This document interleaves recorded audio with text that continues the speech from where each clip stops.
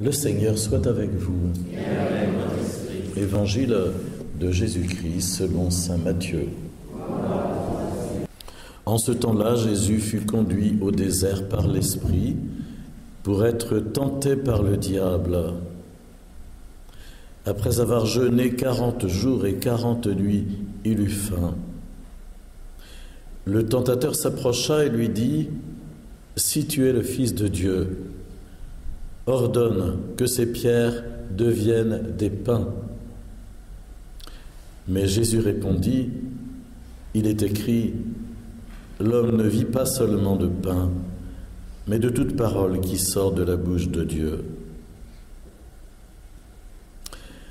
Alors le diable l'emmène à la ville sainte, le place au sommet du temple et lui dit : « Si tu es le Fils de Dieu, jette-toi en bas, car il est écrit, il donnera pour toi des ordres à ses anges, et ils te porteront sur leurs mains, de peur que ton pied ne heurte une pierre. » Jésus lui déclara : « Il est encore écrit, tu ne mettras pas à l'épreuve le Seigneur ton Dieu. » Le diable l'emmène encore sur une très haute montagne. Il lui montre tous les royaumes du monde et leur gloire. Il lui dit : « Tout cela, je te le donnerai, si, tombant à mes pieds, tu te prosternes devant moi. » Alors Jésus lui dit : « Arrière, Satan, car il est écrit, c'est le Seigneur ton Dieu que tu adoreras, et à lui seul tu rendras un culte. » Alors le diable le quitte, et voici que des anges s'approchèrent, et ils le servaient. Acclamons la parole de Dieu. Louange à toi, Seigneur Jésus. Ce tout dernier verset que nous venons d'entendre montre les anges présents auprès de Jésus, et aussi un ange particulier, un ange déchu qui s'appelle Satan et qui vient tester Jésus. Le ministère des anges est quelque chose qui est discret dans l'Évangile, mais présent, en particulier très développé dans le livre de l'Apocalypse, à la fin de la Bible. Et voilà, les anges existent. Nous aurons l'occasion d'ailleurs avec les enfants du catéchisme, le samedi, non je ne sais plus, samedi prochain, samedi 7 mars, de passer un petit film qui s'appelle Le Grand Miracle. D'ailleurs, si vous êtes libre, vous pouvez venir, c'est à 10h, de 10h à midi, mais le film dure environ 1h15, où il y a la présentation du sacrement de l'Eucharistie avec l'aspect invisible de ce qui se passe, en particulier aussi le ministère des anges. Je disais à l'instant que Jésus a été testé. Ce n'est pas ce qui est marqué dans le texte, il est marqué tenté. Mais le mot tentation en grec a deux sens. Le sens d'une tentation qui nous titille à cause du mal qui est présent en nous et qui fait écho, ou le sens d'une épreuve qui a pour but de montrer jusqu'à quel point nous pouvons résister au fond. Et il me semble que le mot qui convient le mieux à ce qui se passe avec Jésus, c'est tester, parce que Jésus n'a pas en lui le mal. Jésus est indemne du mal.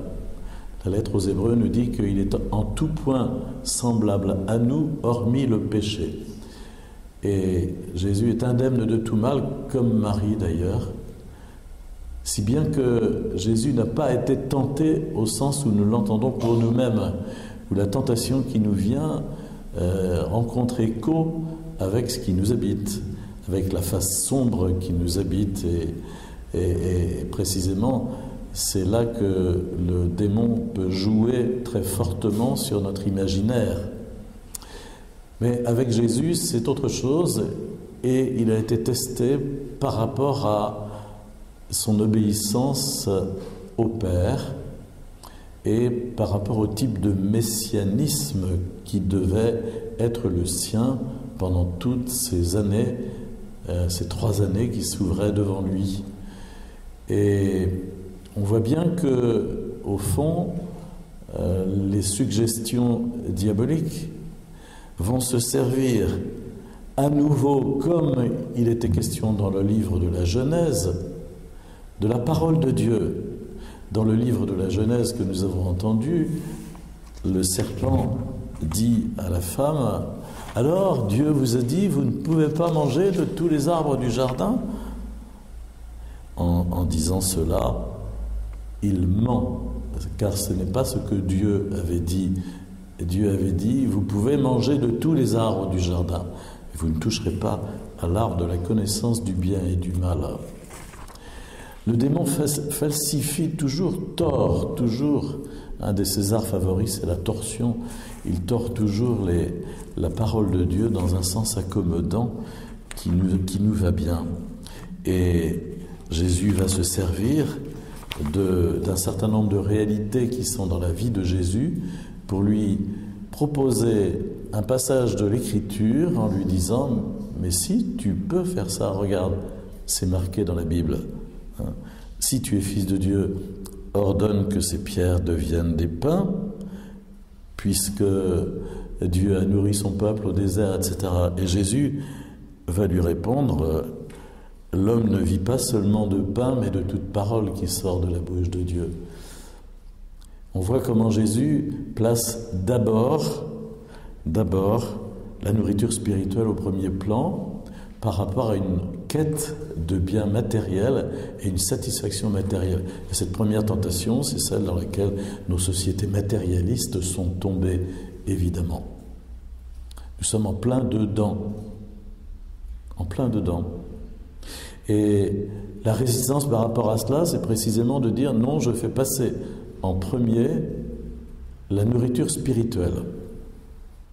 Alors à chacun de nous de voir ce que cela signifie, mais il y a une résistance à mener par rapport à la pression qui nous est mise en ce qui concerne la consommation et à l'enfermement dans un monde purement matérialiste.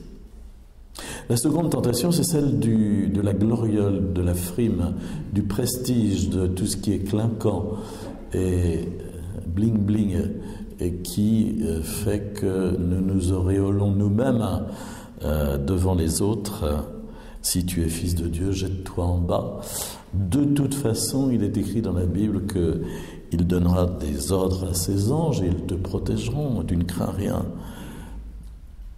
Et Jésus répond non, car donner libre cours à cette façon de se faire mousser soi-même, c'est tenter Dieu.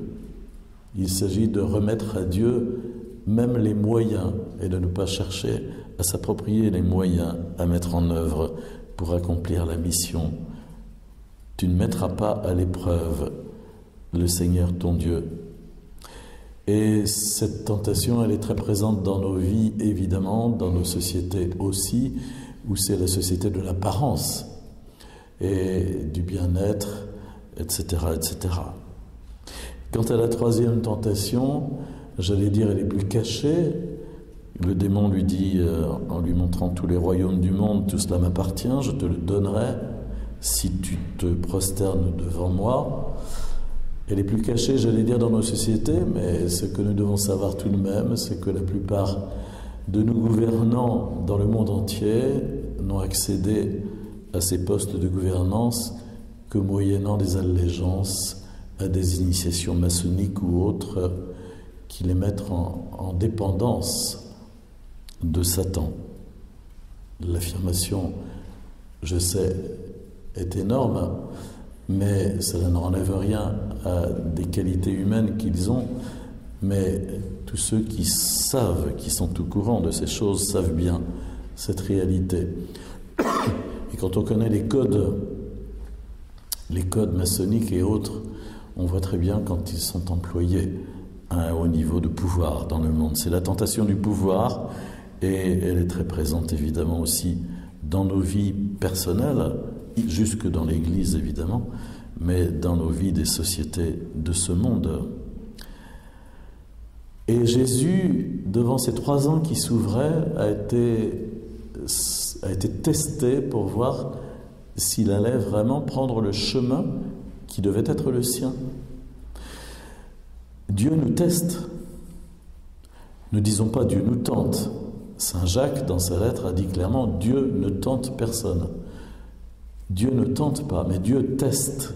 Et à certains moments, il permet que nous soyons assaillis de tentations ou de difficultés qui sont présentes pour que nous allions plus loin, plus haut, et pour que nous marchions dans une fidélité plus ferme à son appel. C'est ce que nous devons comprendre et savoir. Et le combat spirituel est une réalité qui existe.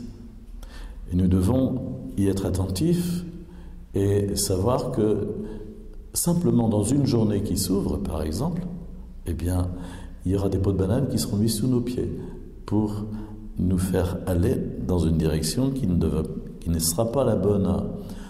Alors à chacun de nous de vraiment nous remettre entre les mains de Dieu chaque matin dans la prière pour demander sa protection, demander sa conduite, demander le discernement aussi, et ainsi pouvoir avancer correctement, en fidélité à son appel, à sa parole, et à sa parole telle qu'elle est vraiment, à toute sa parole dans l'ensemble de la Bible. Et si nous faisons cela, alors l'esprit du mal finit par s'éloigner. Le diable le quitte, des anges s'approchèrent et ils le servaient.